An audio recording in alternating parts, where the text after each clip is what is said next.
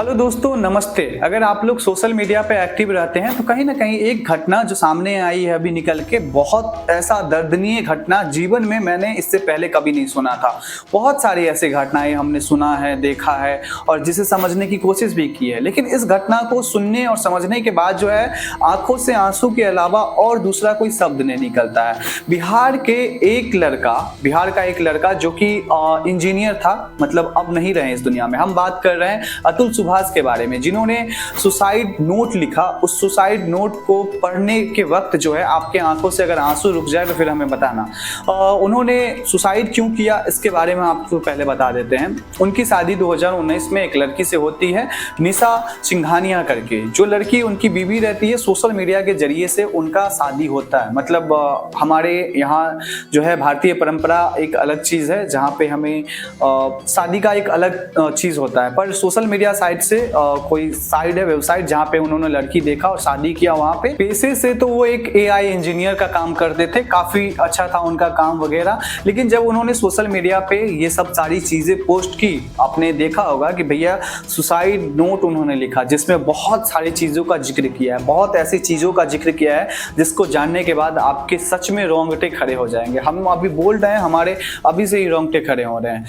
तो हम पहले बता दें कि उन्होंने सुसाइड करने का रीज़न दो व्यक्ति पे लगा है। एक तो उनकी बीवी और दूसरा उनके घर वाले, मतलब जो लड़की की घर वाले होते हैं उन सभी पे। लड़के का कहना है, अतुल सुभाष का कहना था, अब तो है नहीं, वो अपने नोट में लिखते हैं कि मैं कुछ दिनों से बहुत परेशान हूँ। आई थिंक मैं बहुत सालों से परेशान हूँ इस वजह से कि मेरी बीवी जो है हमेशा हर फेस्टिवल पे मुझसे 6 साड़ियों का डिमांड करती है, डायमंड या फिर गोल्ड का डिमांड करती रहती है। हालांकि जब उनके रिश्ते में जब ये सब चीज़ें बढ़ने लगी, वो कहते हैं कि मैंने अपने तरफ से उनके फैमिली को लगभग 20 लाख से भी ज़्यादा का मदद किया था। मतलब एज अ फैमिली समझ के 20 लाख से भी ज़्यादा जो है मैंने मदद किया, लेकिन उसके बदले में मुझे कुछ चाहिए भी नहीं था और कुछ मिला भी नहीं। दूसरी तरफ कहते हैं कि ये सिलसिला यहाँ पे नहीं रुका। जब हमने पैसा देना बंद कर दिया तो जो लड़की है निशा सिंघानिया, वो डिवोर्स का डिमांड करती है और डिवोर्स के लिए जो है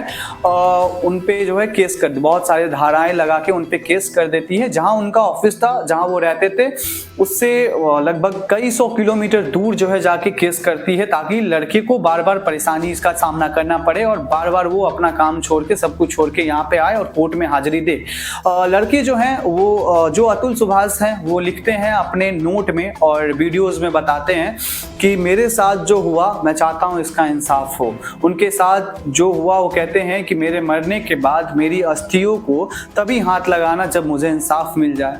अगर आप इंसाफ नहीं दिला पाए तो फिर इस अस्थि को जो है, मतलब ये जो अस्थियां हैं, उनको कोर्ट के आगे किसी नाले में बहा देना। अब इस बात से आप समझ सकते हैं, ये कुछ वर्ड जो आपके दिल को दहला देने वाला है, इससे समझ सकते हैं कि उनकी पीड़ा क्या थी, उनके दिल के अंदर क्या चल रहा था। लोग तो छोटी छोटी प्रॉब्लम को लेके जो है काफ़ी बहुत जो है परेशान हो जाते हैं, काफ़ी डिप्रेशन में चले जाते हैं। लेकिन यहाँ तो लड़का अतुल सुभाष काफ़ी मतलब कुछ झेल चुके थे अपनी ज़िंदगी में। मतलब वो कमाते थे और लड़की का कहना था कि भैया जो भी कमाओ हमें दो, और लगभग ये 3 करोड़ तक का डिमांड था। और 3 करोड़ का डिमांड लड़के जब जाते हैं और जज को समझाने की कोशिश करते हैं कि देखिए मेरा पहले से ही इतना पैसा मैं दे चुका, मैं इतना पैसा कहाँ से लाऊंगा, सारी चीज़ें जो एक्सप्लेन करते हैं। तो जज का कहना था, जिस हिसाब से उनके नोट में लिखा था, जज का कहना था कि भैया अगर तुम इतना कमा रहे हो तभी तो तुम्हारी बीवी मांग रही है।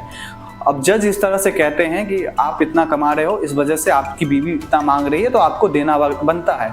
और वो जज पे भी कहते हैं कि आरोप लगाते हुए, और ये आरोप सच भी हो सकता है, कि आप 5 लाख रुपया दो मुझे और मैं सेटल कर दूंगी। ऐसा कुछ जो है नोट में लिखा हुआ है। नोट जो है काफ़ी वायरल है, वीडियोस में भी वो अपने तरफ से जो है सारी बातें रखते हैं। इसके बाद भी ये टॉर्चर यहीं पे ख़त्म नहीं होता है। लड़की का मतलब पूरा का खानदान जो है, जितने भी लड़की के परिवार वाले होते हैं, वो बार बार टॉर्चर करके कहते हैं, अरे तुमने तो कहा था कि यार इस सब झेलने से अच्छा है कि मर जाना बेहतर होगा, मरते क्यों नहीं हो, अभी तक जिंदा कैसे हो। तो फिर लड़के का रिप्लाई आता है कि भैया अगर हम मर जाएंगे तो तुम लोगों की पार्टी कैसे चलेगी। तो लड़की कहती है कि तुम्हारे मरने के बाद तुम्हारे खानदान में तो जीवित रहेगा ना, तुम्हारे परिवार में जो है मम्मी पापा हैं वो तो जीवित रहेंगे ना, उनसे पैसा लेंगे। मरने के बाद भी जो है लड़के को मरने के बाद भी बहू का ही सब कुछ होता है।